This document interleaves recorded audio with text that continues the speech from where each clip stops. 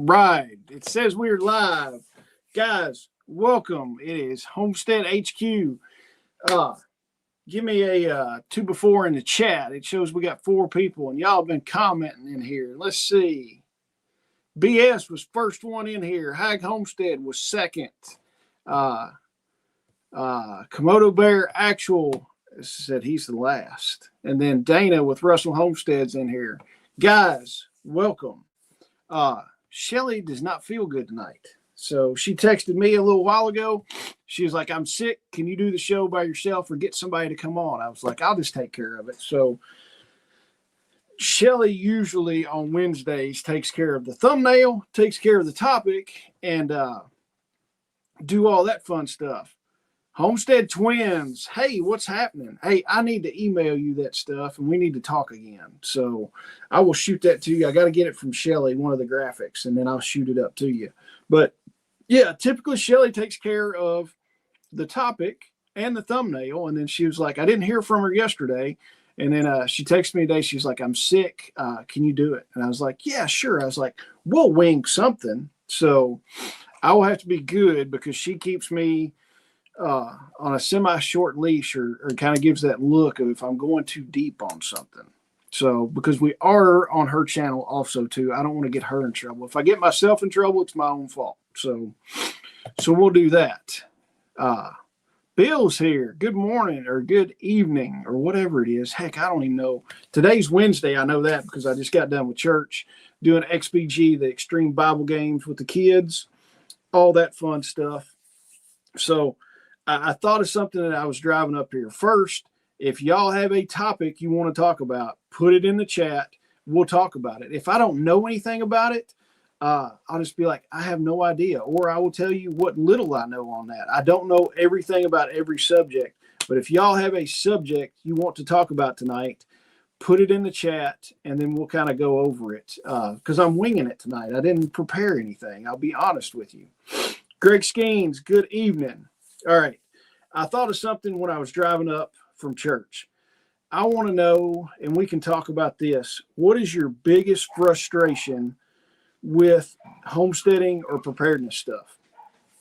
So what's the biggest frustration, the biggest roadblock that you hit when you're doing preparedness stuff or when you're homesteading? Do that. I would like to know what that is at everybody's place. I mean, one of my biggest things, honestly, is time. Time is a big thing. I mean, time is the one thing we can never get back. We can get back gear and supplies and guns and all that stuff. We can get money back if we lose a bunch of money. We can always make more money. We can always go buy more freeze-dried foods. We can always go buy more medical gear, more guns, all that stuff. But the only thing that we can never get back is time. So that's honestly your most valuable resource. So time management and getting more time to do stuff. That is one of the biggest things that I struggle with is like, boom, it's like, man, you look up, you've been busting hump all day and you look up and it's like 5 o'clock and you're like, crap, I've not gotten everything done that I wanted to get done today. I'll be honest with you. Usually my wife and son go to bed fairly early, 8:39, something like that. So a lot of times after 9 o'clock, I come down here and I do a lot of business stuff, whether it's my contracting business or whether it's my KSL, that part of the business. I'll do a lot of that stuff, prepare for shows and everything like that. So it's constant struggle. I would love to spend more time doing homestead stuff. It's one of those things. It's like, man, it kind of gets pushed to the side sometimes, but we make time for it on the weekends. A lot of times we'll do a bunch of stuff like that. And BS says land management / utilization. Yes, that is a big thing. Stephanie, good evening. And I will probably say good morning some, but it's just going to be a habit. And it's funny, like at church, typically, you go to church on Sunday morning, you're talking to everybody and you're like, good morning, good morning. And then I've done it on so many occasions, Wednesday nights you show up to church and somebody's like, hey, how are you doing? I was like, I'm doing pretty good. Good morning. And I'm like, oh crap, it's night. So it's like good evening. But BS says land management and utilization. Yeah, that's a big thing. It's like utilizing the land. How much do we need to take for this animal? How much we take for this? And utilizing the property. Do we need to build more buildings? Stuff like that. Keeping your pastures in check, not overgrazing, or having too many animals. Your stocking density doesn't get too high, that you keep enough stuff like that. That is a big thing. It's like, I would like to have more space to do stuff. I would love to have a bunch more acres, but luckily the neighbor next to me, I've got like 4 acres that we're running the sheep on. I don't have them on it right now, but I'm going to try to get them over there this weekend if I can get some fence fixed up again. They ran through it the other day. Let's see. Homestead Twin said time and project management. Yes, time is the one thing we can never get back. And then project management. Sometimes, to be honest with you, sometimes I'm horrible about project management. Like my contracting jobs, we're on point with that. It's like we're getting this stuff done.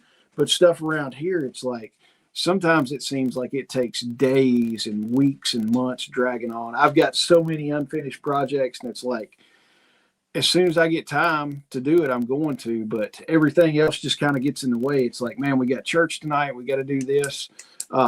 I've got to go do this, baseball, something like that. It always just kind of comes up, and some of your projects just get pushed off. You gotta take the time to, schedule out time. It's like, hey, Saturday, from 7 to 12, I'm working on this project. I'm not going to do anything else. It's like, hey, we're going to do this, and just carve out the time to do it. Let me see. Tommy says, I've found that often it seems like one big pissing contest. If you don't know something about a weapons platform or a way of water filter or planting seeds, I'm made to feel inferior somehow. Tommy, I've not seen you in here before. I'm glad you're in here, though. But yes, and it does. It does get into a pissing match. And I've seen people fuss and fight over stuff. And it's like, I can't believe that you don't know about X, Y, and Z gun. It's the latest, greatest thing. And it's like, man, there are so many gun platforms out there. I don't think anybody's 100% expert in all of them, but a lot of people will blow smoke up your butt about it. It's like, oh yeah, that gun's just junk. I wouldn't own that gun to save my life. I can't believe it. It's only, it won't do 2 MOA at 100 yards. It's crap. And then, water filters, stuff like that. It's like everybody thinks that this is the best water filter. If you don't have it, you're stupid, all this stuff. I've got a ton of different water filters. They've all got their place. And it does. One of the big things with the prepping community, people want to run people down all the time. And it's like, this guy's a joke. He's talking about stupid stuff, or this guy's talking fantasy land and everything. So it's kind of pick and choose on what you want. Take the nuggets out of each person's stuff and look at it that way.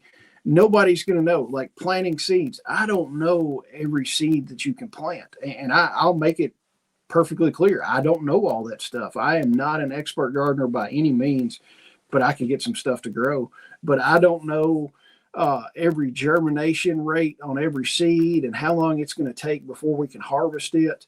And it does. I don't feel inferior with it. And I'll flat tell people, it's like, I have no idea.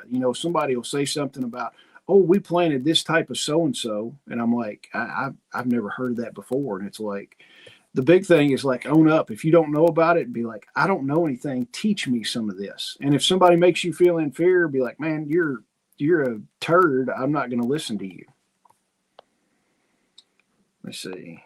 Homestead Twins say, everything takes much longer than I expect, especially building anything. Yes, I build stuff all the time, and I can plan out and be like, it's only going to take this long to build this, and it does. Sometimes it takes twice as long, especially if you're trying to film anything. And people say this all the time. It's like, I would film more stuff, but it takes twice as long to film it as it does to actually do it. And that is 100%. I mean, I could do a video on an iPhone and all the details on the iPhone. It's going to take twice as long to do that video as just to show somebody about the iPhone. And it does. It takes forever sometimes to do stuff. And Bill says, permanent fencing. I still haven't got all my perimeter fence completed, and it's been 4 years this June. Bill, don't feel bad. I just got all my perimeter fence done probably 2 years ago, and it took me a long time to get all of it done. Fencing is one of those things. If you don't have all the tools that the fence guys do, it takes a hot minute to do it. And around here, we got so much clay and rock. Like the last part of my fence we had to put up, I didn't want to clear the fence row out, but I wanted to get it as close to the fence row as we could. I went down there with the tractor, and this is summertime. I mean, the ground's hard. It's dry.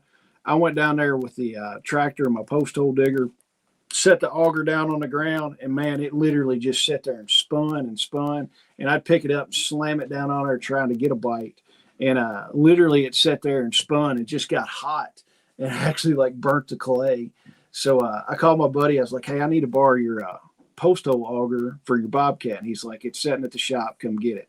So I did that. And but yeah, your perimeter fence sucks. I would not, even if I had all the equipment, that is a job that I would not want to do, is putting up fence all day. It's just one of those things. There's not many jobs that I'm like, I totally despise, but perimeter fence, I despise doing. Let me see. Dana says, building structures, large projects. I can get so far by myself that I'm at mercy waiting on hubby to find time to finish what I've started. Yeah, there's a lot of stuff like that. I mean, my problem is I can build all the stuff, but it's like finding the time to do it. And they always say, you know, you've either got the time but not the money, or you've got the money and not the time, kind of thing. So it's one of those. It's kind of a catch-22. And what I'll do is save up a bunch of money, and then it's like, hey, we're going to sit down and do this. So I want to add on to my shop. That's one of the things I would love to do. It's just I don't have the time to do it right now. I want to add on and make the shop bigger is one of my goals this year. Greg News here. Evening, Greg. Greg doesn't usually get in here super early because he's usually taking people back home from church, I think. So, and let's see. Yes, Bill. Ryan was just saying we've got a chance of tornadoes tomorrow. So there's supposed to be, I don't know exactly what time this rain. We're going to have rain for like 2 or 3 days. 2 or 3 days this week, and but there's supposed to be a slight chance of some thunderstorms, some pretty bad thunderstorms, and maybe some tornadoes. I have not watched his last video, so I'm going to check it probably after this and see what's going on. And let me see. BS says, Tommy, I'm in the same boat. Just looking for guidance and advice without the condescending. You don't know that comments. I try not to be, and my whole philosophy on talking to people and telling people about homesteading preparedness stuff, my philosophy is, and I've said it, time is one thing you can't get back. If someone asks me anything from a basic question to an advanced question, if I know about it, I will sit down. If somebody asks me how to start prepping, I will set them down and give them some steps and stuff like that. It's be like, hey, you really need to start doing this. You need to, here's some steps on it. And then they'll come back and ask me, and I'll check in on them. It's like, have you done these steps? And if they've not done it, then it's like, okay, what's the problem? Why have we not done this? And, they'll tell me something. And typically, if they've not done it by the second time I've sat down and talked to them, I'm kind of done with them. But as long as somebody's moving and staying on the course, if it's like, a few weeks later, they're like, hey, I've done this. It's amazing.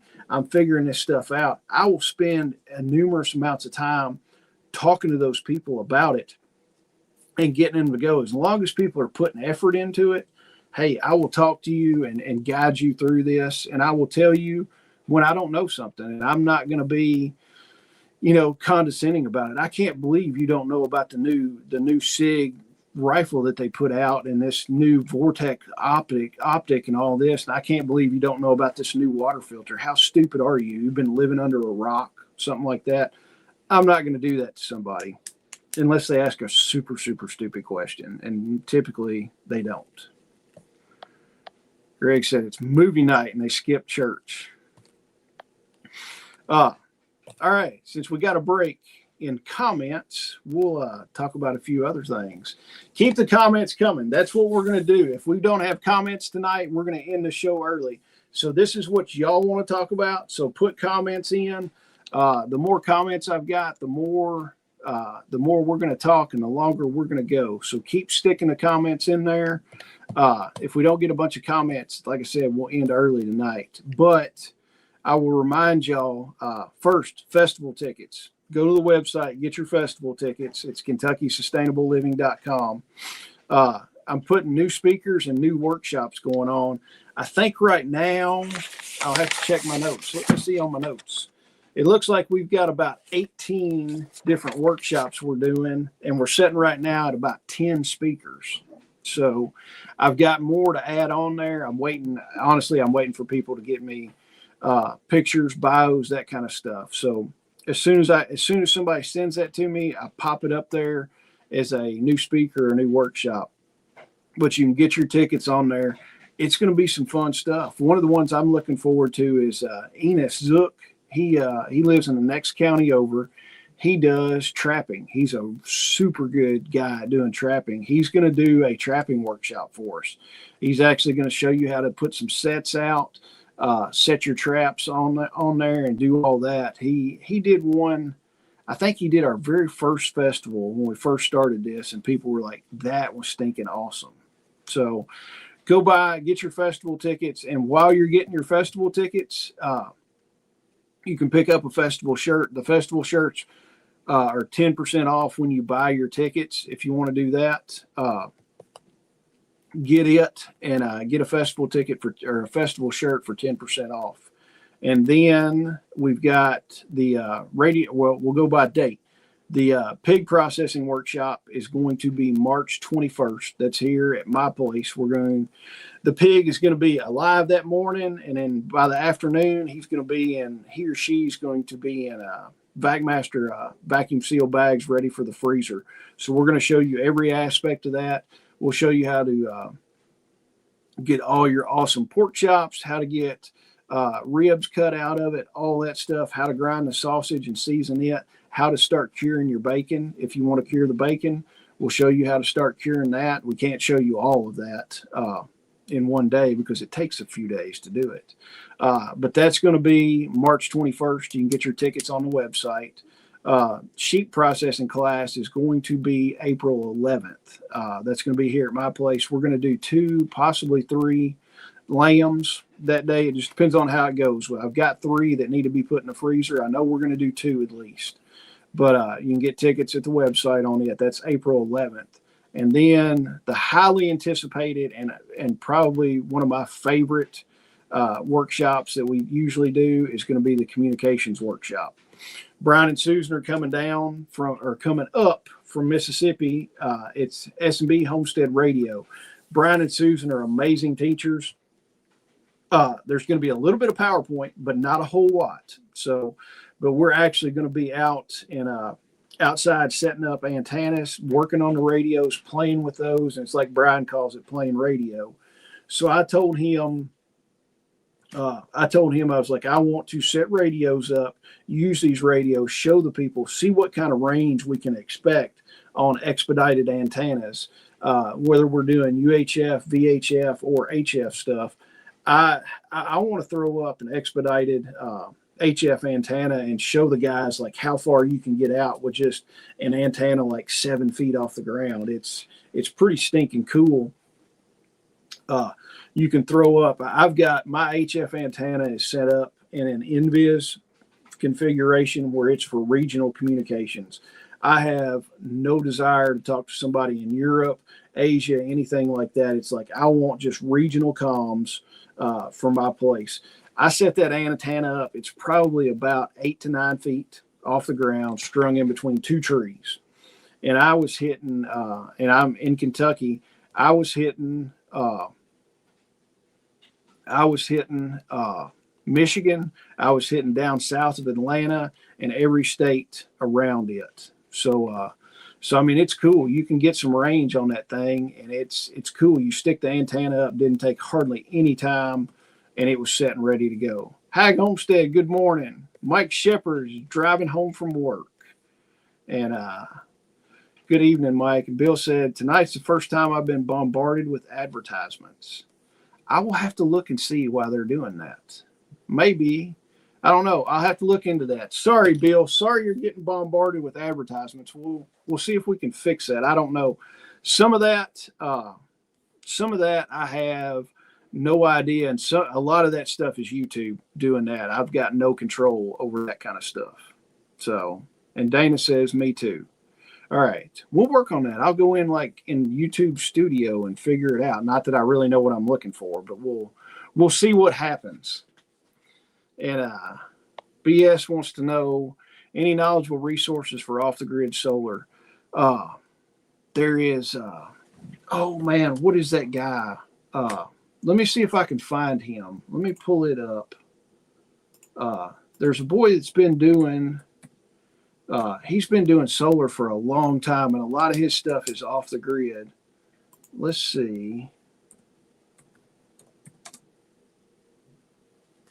Let's do solar panels.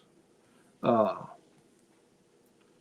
I'll tell you, one place is the Solar Lab. They do a lot of different stuff. And let me see. Oh, yeah.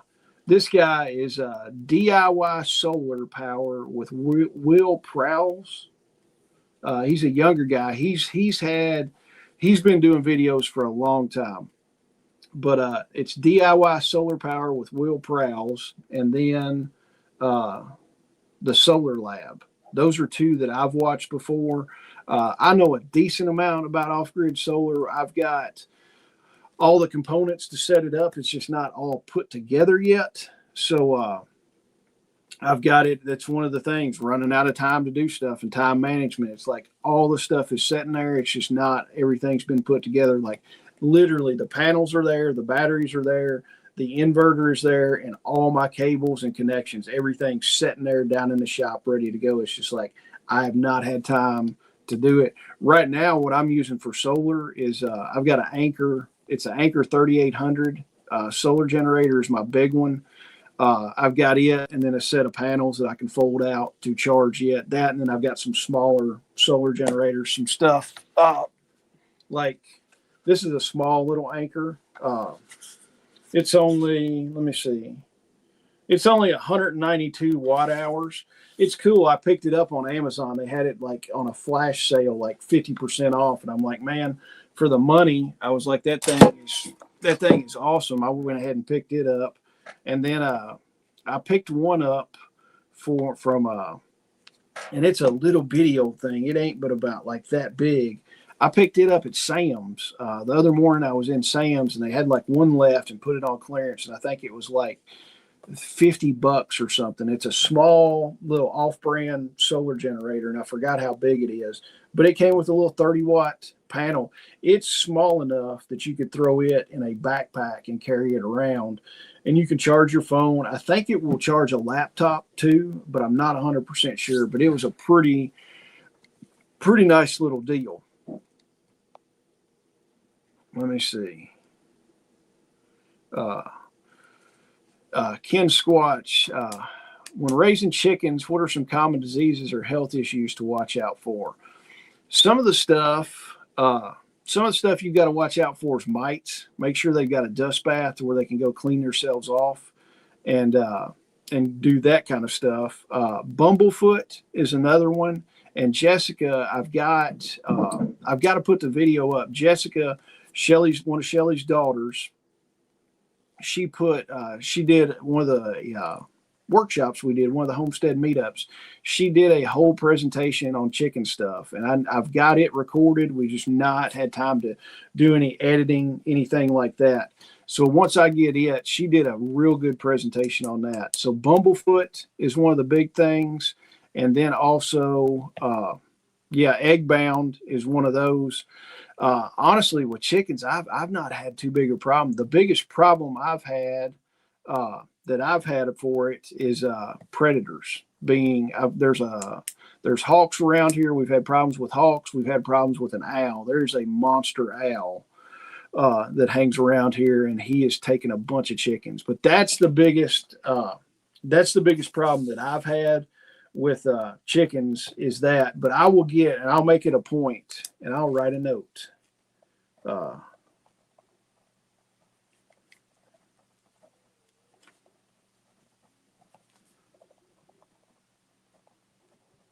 I have made a note, and we will get that thing edited and get it up soon. And let me see. Let's see. And Bill says Shelly probably makes that happen just to mess with Jason. I don't know. She might be doing it, but I don't know what's going on with the ads. We'll kind of see. I'll get into YouTube and play with it. And Homestead Twin says Will knows his stuff. Yeah, I've watched a lot of Will's videos, and man, that kid started out and he was just doing like little bitty small stuff, like in an RV or something like that. And now he's got, I think he's got like a whole warehouse and house and stuff. He's doing all these things on building bigger systems and stuff like that. And it's pretty cool. He knows his stuff, and I've watched a bunch of his videos. And Bill wants to know, does anybody have any suggestions for the best storage batteries? I will tell you this. Everybody is going with lithium batteries, the lithium batteries. They've got the advantage with the lithium over the lead acid batteries is you can draw the lithiums down a lot farther than you can the lead acids without damaging those. So essentially you get more capacity, more usable capacity out of it. But the lithium batteries are expensive compared to a lead acid battery. I mean, you can go, I hadn't bought any batteries in a while. Shoot, let's look it up. Let's see what Sam's has got. Let's see what Sam's has got for lead acid batteries. I hadn't bought a battery in a while. If it'll bring it up. Let's see.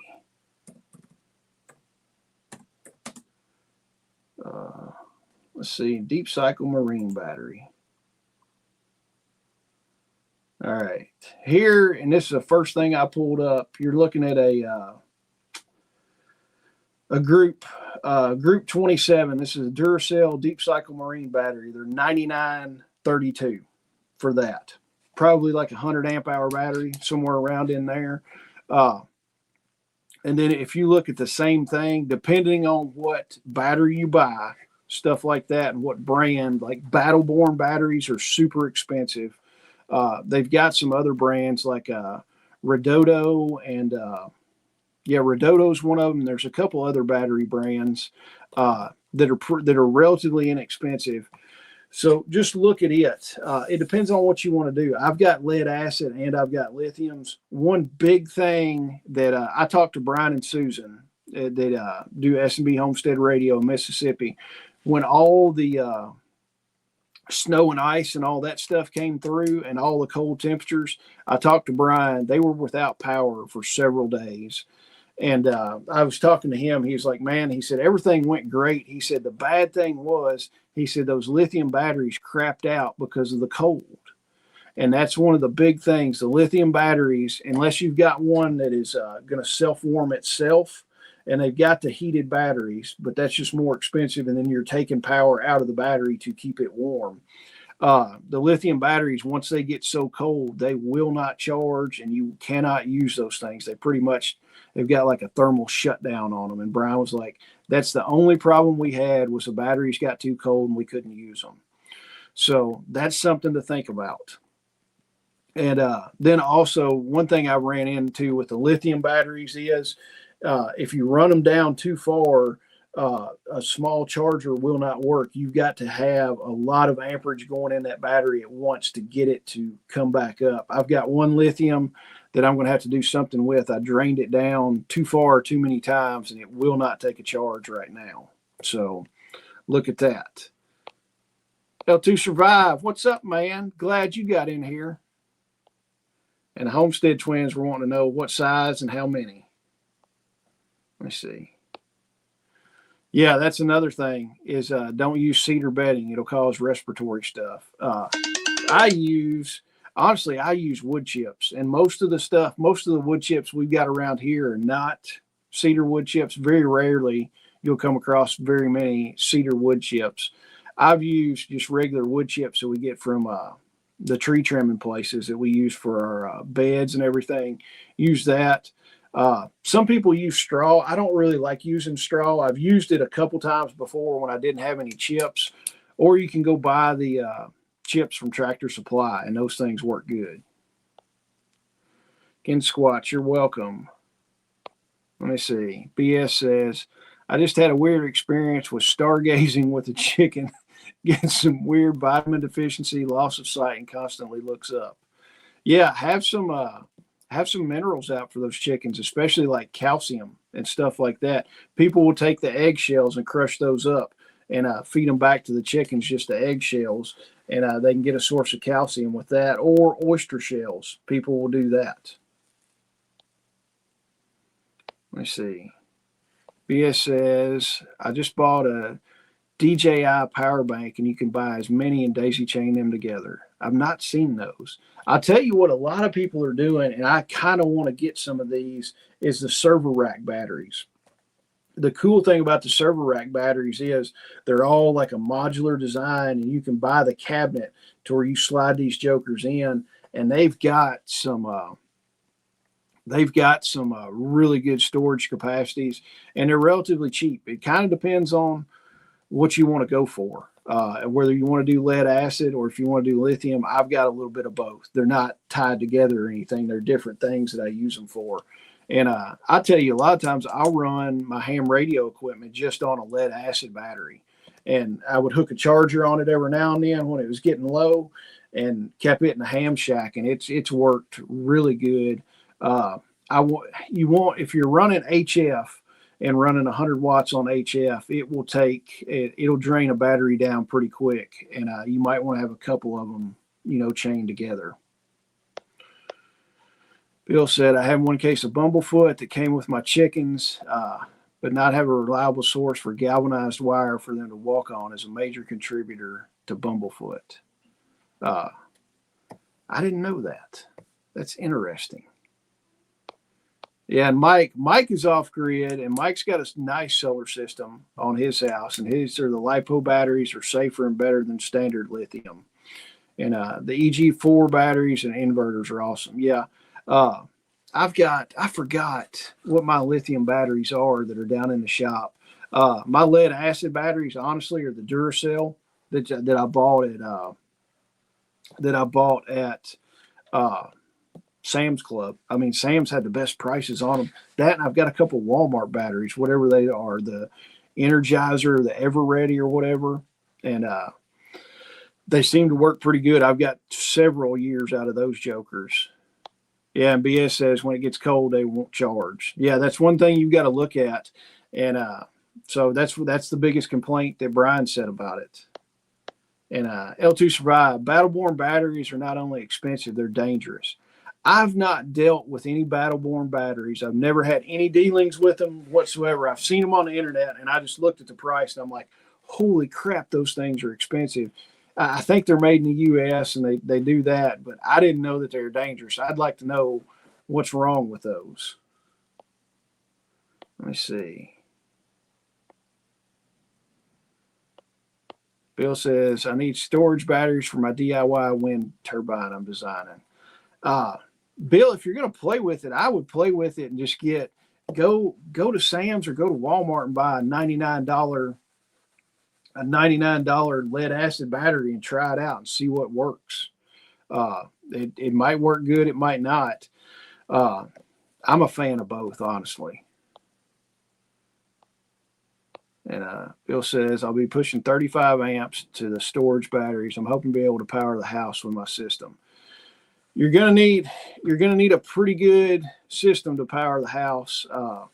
As far as, storage power, look at that, build you a good system. And then also looking at getting, you can piecemeal everything together on it. You can buy your charge controller for it. You can buy your power block, all that stuff. You can buy your inverter and then piecemeal everything together and make sure all of it works together.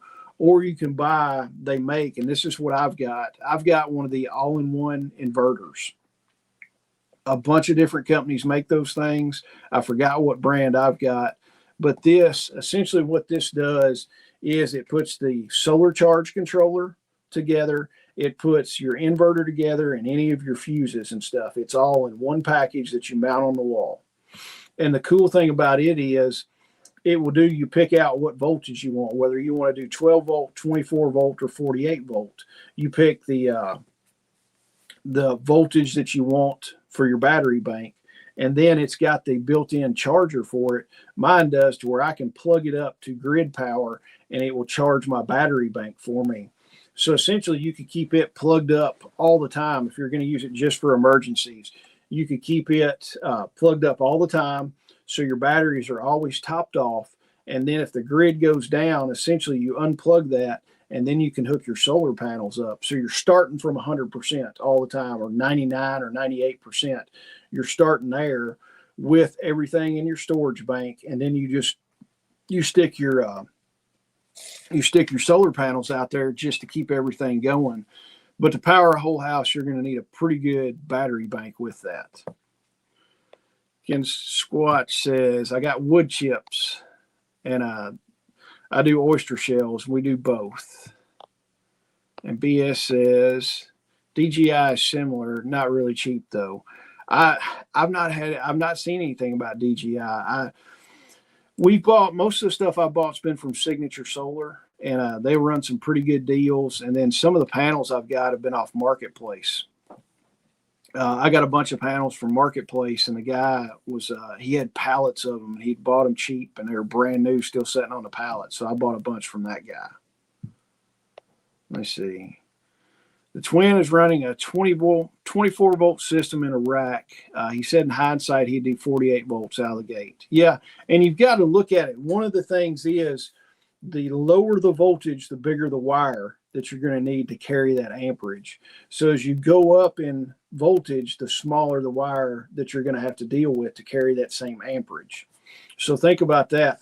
My inverter that I did is a 24 volt, and I really wished I'd done 48, just where you can save money on your wire, because copper's not cheap, and we know that. But look at that. I would say go with a 48 volt if you're going to do it. In my opinion, hindsight, I wished I would have done a 48 instead of a 24, but that's what I've got, and that's who I'm going to dance with, because I'm not going to sell it and start over. And he's currently off grid, so everything goes through solar. Ken Squatch, you're going to need 240 volts or 220 volts to run that well pump. Most of those are 220. It all depends. It's one of those things. It's going to depend. You've got to look at the rating on the pump, your wattage, stuff like that, and then you're kind of going to have to take that and work backwards and figure that out. It's going to be there's probably some websites that will generate that, but not knowing any of that stuff, you're going to have to go through and kind of back engineer that thing. But I would look. I mean, I guarantee you there's tons of people that know how to do that, and they've probably got a formula for it. You could put in, hey, I want to run this. Here's my wattage, my voltage, all that stuff. And they're going to be like, you need X amount of panels and you need X amount of batteries for this thing, and do it that way. And BS says, that's what I want to do. Fully off grid, whole solar home. I would love a whole solar house. Would be freaking amazing to do. I've thought about doing it, but I'm just like, man, it's going to cost so much money to do that. I just don't want to invest that right now. I think for me personally, a small off-grid solar stuff that would just take care of basic stuff in the house would be nice to have just for emergency purposes. If I ever move, I might look more into it doing all straight solar. Let's see. BS says, I was told you take your highest electric bill kilowatt and add 35% to determine capacity. That would probably be a pretty good plan, because you want a lot of backup in there, because you're going to have days where you're not going to have wind, you're not going to have sunshine, anything like that. So you got to plan on that. Some people will plan like 150% capacity on it. I know people will do that a lot.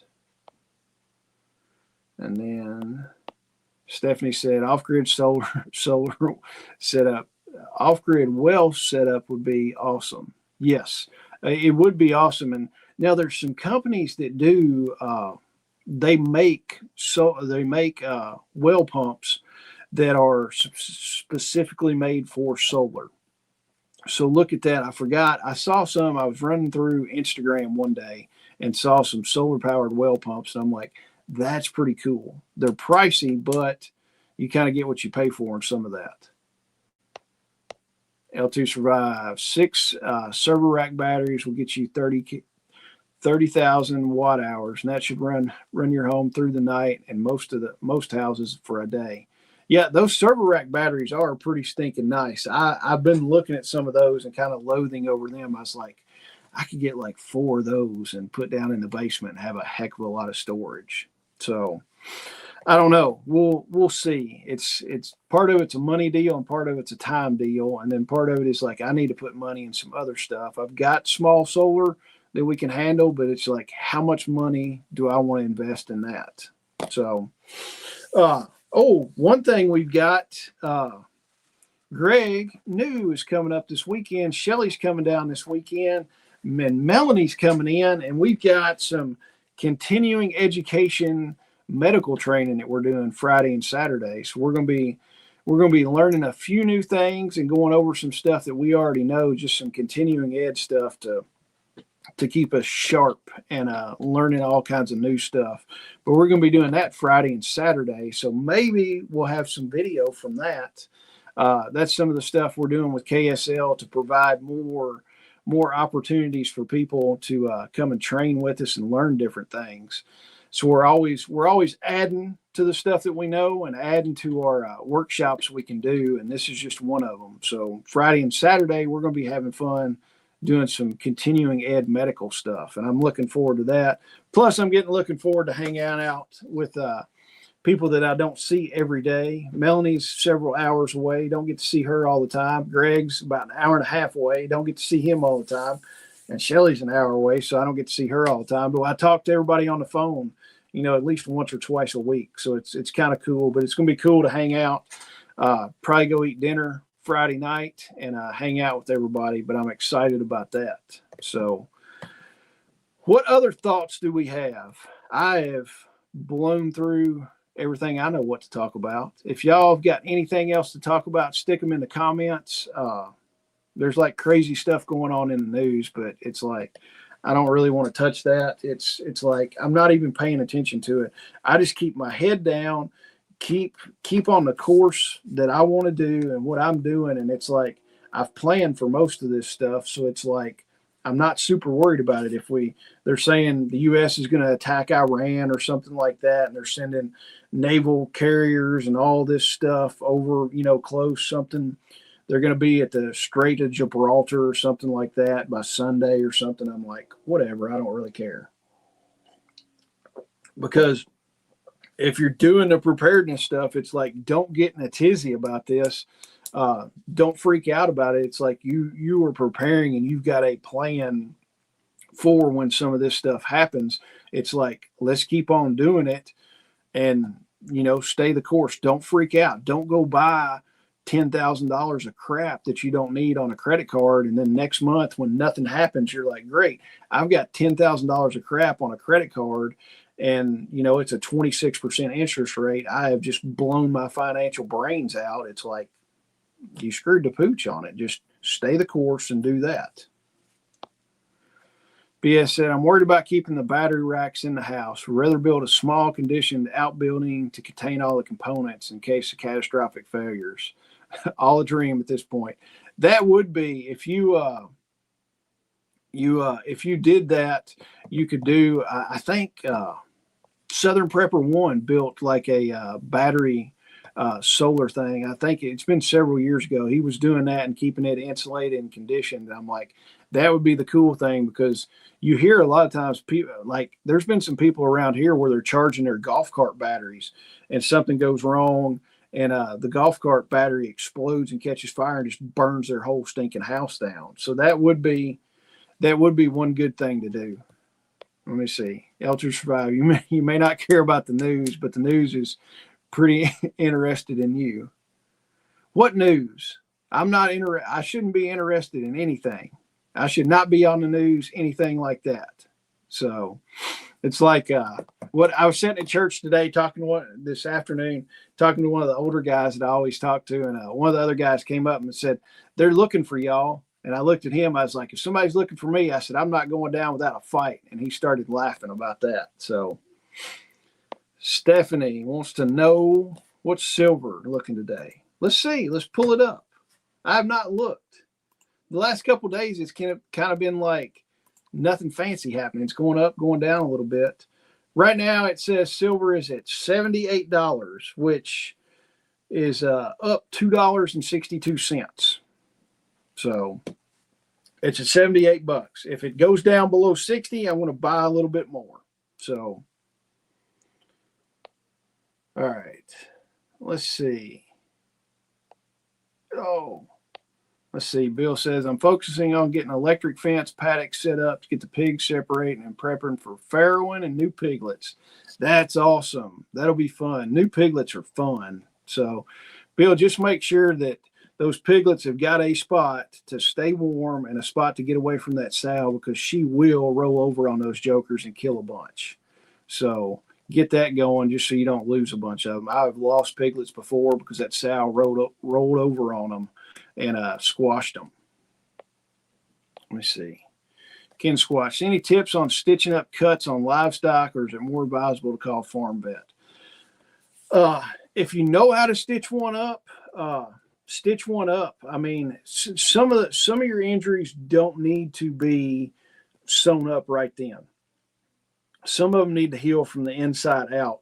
And then part of the problem too is on closing the skin up. If you've got bacteria and funky stuff down in there and you don't get everything out, you're closing that up and that bacteria cannot get out. So you're causing a major problem with that.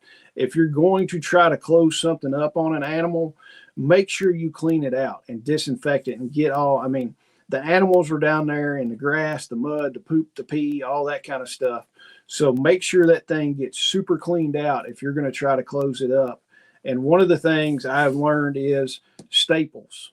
And one of the reasons they use sutures is because sutures are not going to leave such a big scar on there. If you staple something, man, that staple is going to leave a scar. Personally, I've been stapled. Shelly and I we're taking a medical class like 3 or 4 years ago, and the guy was showing us about staples. And Shelly's like, how bad do they hurt? And I was like, here, staple me. And man, no faster. And I said, here, try it out. She grabbed that thing and bam, bam, hit me with 2 staples. And I'm like, that wasn't that bad. Staples, anybody can do it. If you can get the skin closed and essentially close your hand, you can staple something. I've got a lot of staplers in my arsenal of medical stuff. I've never used those on it. We've never had an animal that was injured bad enough to require sutures or staples. I've always clean the wound out real good and then just wrap it.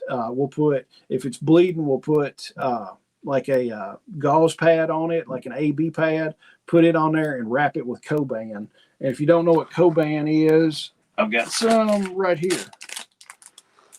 Coban, it's called Centerwrap. You can buy it on our website, or you can buy it. They got it at Tractor Supply. Everybody calls it horse wrap, something like that.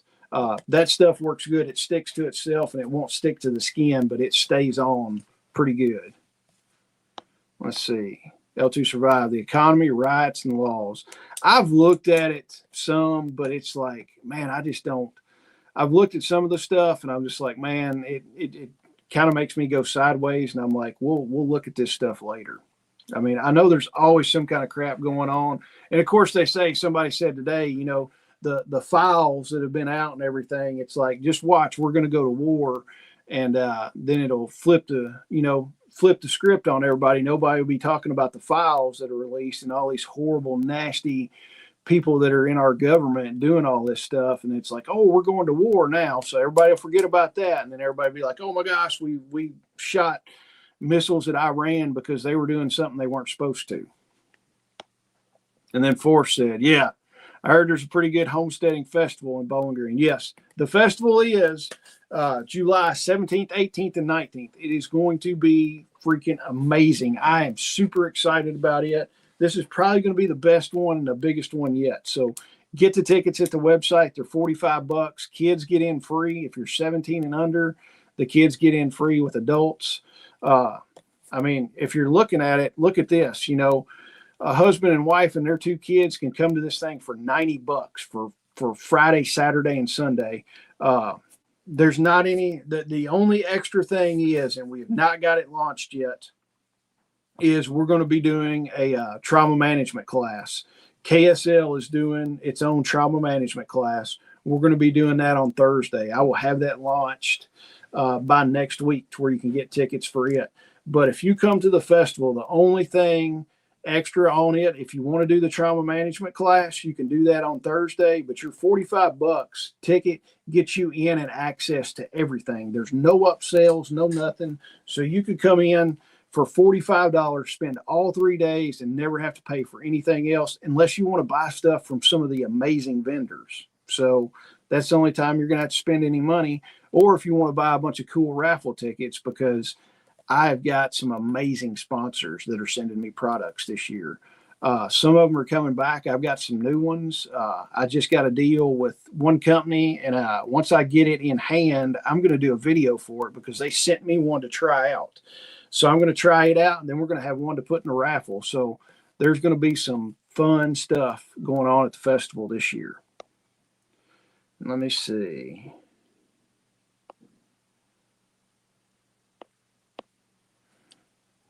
Moto Bear, hey, he's back just working hard. Hope y'all are blessed. Thank you, sir. Let's see. Ken Squatch, war will drive up the price of silver, so I hear. Yeah, it'll probably drive it up, but I mean, silver is, I don't know. They control the markets on all that stuff, and it's like they're going to do what they want to do. We just got to sit back and take it like everything else. So. Oh, Michigan Silverback is late. He was probably out shopping and not putting his cart up is probably what happened. So if you don't know, Michigan Silverback and I are in the camp of we don't put our shopping carts up. So everybody else is good people and puts their shopping carts up. Michigan Silverback and I are the hoodlums that don't do it and ding everybody's door when the wind blows.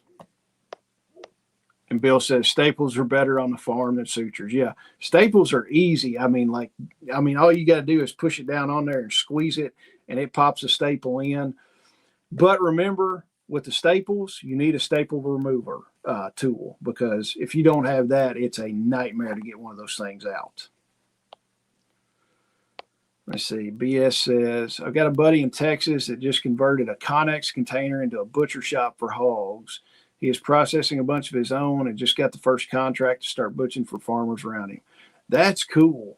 And yeah, man, if you took a Connex and made it into a butcher shop, that would be pretty stinking cool. I would get, if it was me and I was going to do a Connex, I would get one of the tall Connexes, because typically most of them are 8 foot. I think they call them a high boy maybe, or a high cube. I think they're like 9'6". I would want a 9'6" tall container. Because once you get some of those pigs, especially if you're going to do everything inside, some of those pigs, if you're butchering big pigs, they get long. That's for sure. I know that. Let's see. Ken Squatch, staples for the win. And Stephanie said, it's the most reasonable homestead festival prices I've seen. Yeah. That is $45 for all 3 days. There's no other upcharge whatsoever unless you want to do the trauma management class that we're doing and we're teaching on Thursday. That's the only other thing. You can come literally if you don't want to eat, you don't want to get a drink or nothing or buy anything for the vendors. It's $45 and you come in for all 3 days. And BS, yeah, $45 all 3 days will get you in. And L2 Survive. Yes, we've got activities for the kids and teenagers. They're planning all that. Barbara Sue and Philip Kowalski did that last year. Leslie, and I'll tell you what, Leslie with the School of Earth and All, she does a plant walk, and kids are more than welcome to do the plant walk. And she had a bunch of kids out there. She had every age group out there going on the plant walk. But Philip and Barbara Sue are probably going to do that again. They had a bunch of activities for the kids. But yeah, there's stuff for the kids to do. The kids can run around and have fun. I mean, there were kids running around doing all kinds of stuff, having fun. I had to get on a couple of them. I'm like, guys, don't jump over, because the place where we have it has an arena, and then it's got like stadium seating going down to the arena. And some of the kids were jumping over the seats and everything else. And I'm like, guys, I was like, y'all are going to fall. And I was like, we're going to have to use staples or sutures on you. And I was like, y'all don't want that. And they kind of laughed. I was like, just don't be doing that. But yeah, some of the festivals, I mean, I've been to some of the festivals. They nickel and dime you to death. It's like it's $69 to get in, and then if you want to go to this workshop, it's an extra $23, and if you want to go to this workshop, it's an extra $58. And it's just like, by the time you're said and done doing the stuff you want to do, it's like one person is a $400 weekend, and I'm just like, we're not going to do it. When we tell you it's $45, that's all 3 days. You can come all 3 days. You can come one day if you want to. Or if you walk in there for $45 and walk around and look at the vendors, I mean, there's going to be tons of vendors for that. Let's see. Forrest says, not returning your card is a gateway leading to DEI and blue hair.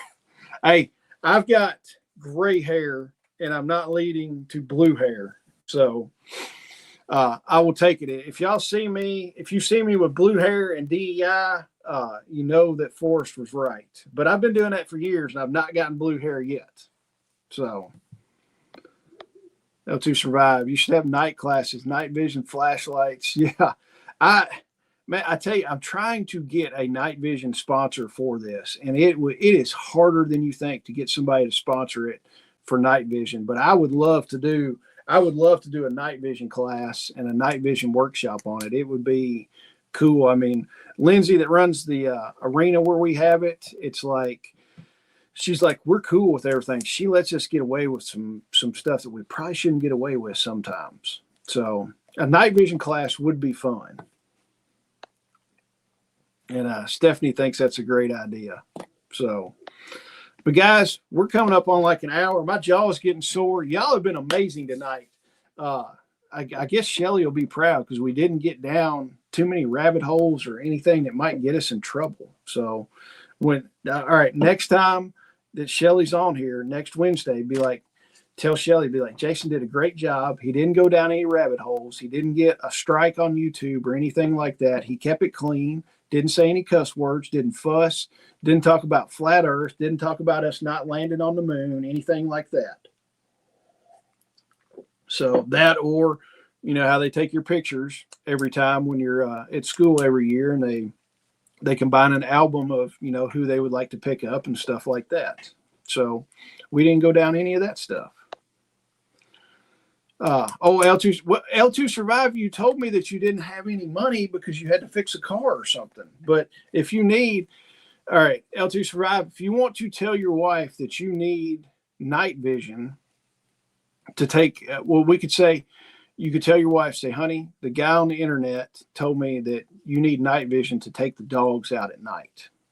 So, and if you don't have dogs, you need to buy some dogs. So first off, buy the dogs, and then then tell your wife you need night vision to take the dogs out. So you've got to do that. So night vision is the permission to buy anything today. And Stephanie's laughing at that. Stephanie, you can buy night vision too. Let's see what Bill says. Wait until your son gets a bright idea as a practical joke. He paints your hair blue-white while you're sleeping.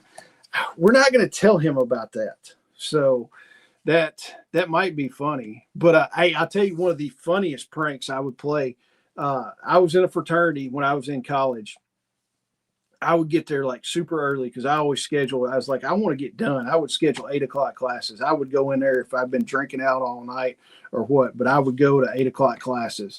But I would get to the fraternity house, and I would go in the fraternity house. Everybody's asleep, and I would buy a bunch of Kool-Aid packets, and I would go through on all the showers or all the bathrooms, unscrew the shower head, and pack those shower heads full of Kool-Aid, different colored Kool-Aids, screw it back on, and then in the morning you could tell who got the first shower, because literally that Kool-Aid would get wet and come through the shower head, and literally somebody standing underneath there, and it just soaks them and they turn blue. And people never, well, it took them a long time to figure out who did it. But I mean, literally, I did that for like 2 or 3 years, just sneak in there once a week, unscrew the shower heads, pack it full of Kool-Aid, and screw it back on. And it was hilarious because nobody found out who did it for a while. So, but after they found out who did it, they got the keys to my truck one day, because when you would park at the fraternity house, you had to leave your keys inside in case somebody needed to move your vehicle for another vehicle to get out.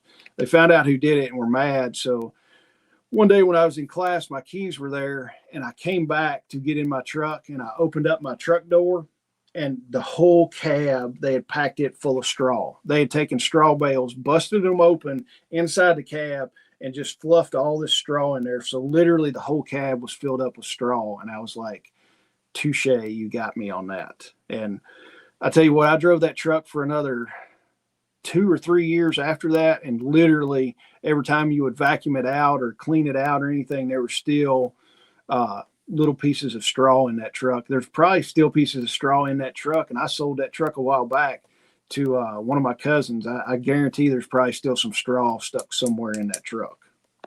So, all right, Bill's getting out of here. Bill, be safe. Guys, I appreciate everything y'all do, all the comments. Y'all have been amazing tonight. We're going to have to get y'all to do these comments more often. That's what I like. I like talking about different things and all that, and like talking to y'all. I appreciate all y'all commenting and being involved tonight. If you need anything, shoot me an email. Jump on the website if you need any first aid medical stuff. We've got some new products coming out. I just got a shipment of stuff in from a supplier we've got, and we've got some new kits coming out that I'm slowly putting together, figuring out what we want to do. We've got a kid kit that's coming out pretty soon. I got some of the stuff I needed for it in today. So I'm probably going to have that up on the website by the first part of next week. And we will have the trauma management class on the website soon. But if you need anything, let me know, guys. I appreciate y'all a bunch. And I will be back here Friday morning with an actual topic and not just winging it like I did tonight. But I tell you what, if y'all have the comments like y'all had tonight, I just won't even do the topic. We'll talk about whatever you want to. We might just do a free thing, and let's like y'all come up with a topic and we'll talk about it. So guys, I appreciate it. I will see y'all Friday morning. Y'all have an amazing night and an amazing day tomorrow. Also check the weather if you're in Kentucky, Tennessee, Indiana, because we might get some rough stuff tomorrow. Guys, y'all be good, and I'll see you soon. Good night.